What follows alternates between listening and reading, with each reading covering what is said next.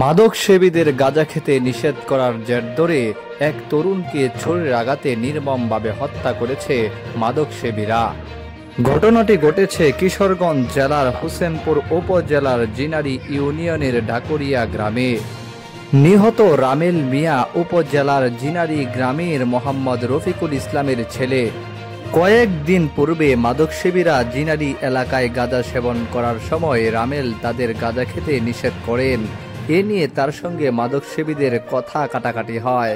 এক পর্যায়ে মাদকসেবীরা রামেলকে দেখে নেওয়ার হুমকি দেয়। 30শে সেপ্টেম্বর মঙ্গলবার সন্ধ্যায় নিহত রামেল মিয়া স্থানীয় মাঠে ক্রিকেট খেলা শেষে বাড়ি ফেরার পথে সড়কে একা পেয়ে দুর্বৃত্তরা তাকে ছুরির আঘাত করে। এ সময় তার চিৎকারে আশপাশের লোকজন এগিয়ে এলে দুর্বৃত্তরা পালিয়ে যায়।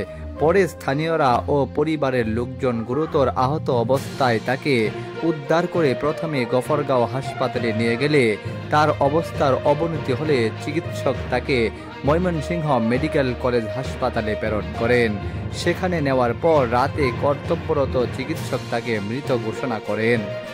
এ ব্যাপারে হোসেনপুর থানার অফিসার ইনচার্জ মারুফ হোসেন জানান, ঘটনাস্থলে পুলিশ মোতায়েন রয়েছে। দুর্বৃত্তদের শনাক্ত করে আসামি ধরার অভিযান চলছে।